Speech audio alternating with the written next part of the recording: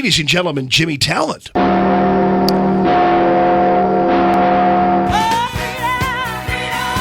knows a little bit about the military, too, I might add. Have you ever heard of the OODA Loop there, Jim? Never heard of it. The OODA Loop. The OODA Loop. It's the observe, orient, and observe, orient, decide, and act. And this guy who wrote this article is talking about how Donald Trump, through his tweeting, is creating this loop, and he's advancing while his opponents are still trying to observe and orient because he tweets every 24 to 48 hours. He constantly has them off balance. It's fantastic. Yeah, well, he's taking advantage of a relatively new form of communication to talk directly to the American people, which is certainly not unusual in presidential history. And I think it's very smart of him.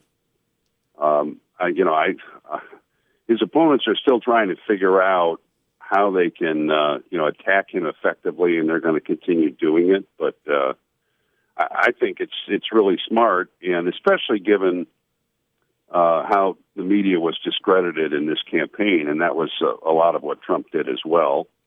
And it's past time doing. I mean, if you look at the headlines and the coverage, it obviously was biased against Trump, and he's fighting back by speaking directly to the American people. So, I hope he continues. And I think, you were just saying that the American people support him. I think that's right. And more than anything else, I think they want to give him a chance. I mean, the American people want him to succeed in what he wants to do, to make the country stronger, the economy stronger, our defense is stronger, our positioning around the world to protect our interests stronger, and he deserves a chance to do that.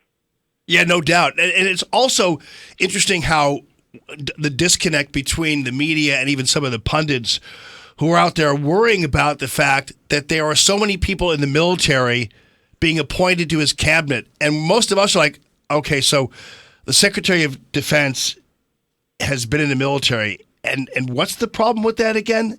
Or Homeland Security? I think you're right. I think that's how the average person responds. I've got a column that should be posting today about Jim Mattis. I mean, he's an outstanding leader. He has tremendous credibility with servicemen and women, so I think his appointment will send a very good and needed message to them. He meshes well with the president. It's a big advantage of the Secretary of Defense to go in, with the respect of the president, because he briefs him on a regular basis. And I think he's going to speak with authority when he pushes the president's defense plan, which is the key. I mean, we have to rebuild the military. The president wants to do it, and Mattis is in a good position to do it. So I like the appointment.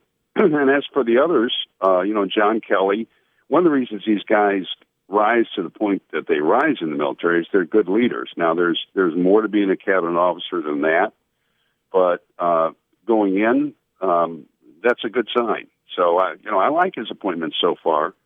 And nobody's mentioned that Scott Pruitt is Attorney General of Oklahoma, so there's another general, by the way. Right. But here's the thing, though, Jim.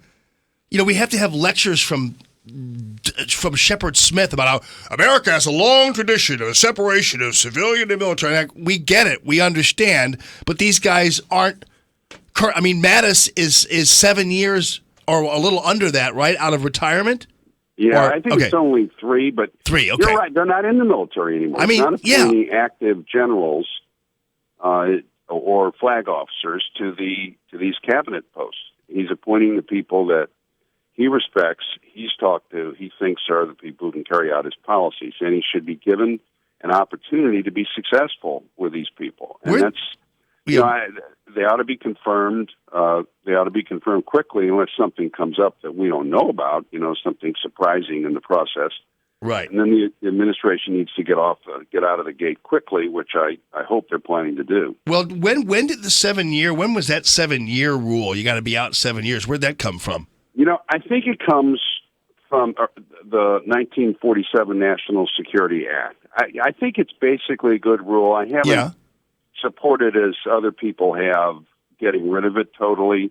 It's unusual to make this appointment at the Department of Defense, but these are unusual times. And as I said, to me, the biggest advantage of Mattis is he has a lot of prestige and credibility. So when he stands there or sits there in the hearings and says, look, we can't defend the nation's homeland and interests without a stronger armed forces as the foundation of our national security architecture, I'm hoping that people will actually listen to him, because of his background and his expertise. And that would be a big advantage. How long was Eisenhower out of the military? I guess it was a lengthy time before he became president of the United States, correct? Yeah, it was about, actually, I don't think it was. I think it was about, because he was a commander in Europe after the war. So I think it was like 3 years. Oh, okay. But of course, there is a tradition of picking successful generals for president. Sure. And, when the people can pick whoever they want. It's, as I said, that appointment in particular is an unusual one, but these are unusual times. We don't have to take it as a precedent for every president. But I think it's the person that Trump wants. He has some unique advantages. So I think, people ought to get over it and just, ask the intelligent questions. Nobody should, go walk in line like they have to just shut up in the Senate. I think they need to ask Mattis the relevant questions and then confirm him, and that's what I expect to have happen. All right, Jimmy. Always good talking to you. At Jim Talent, AEI.org. Have a great rest of your week, my friend.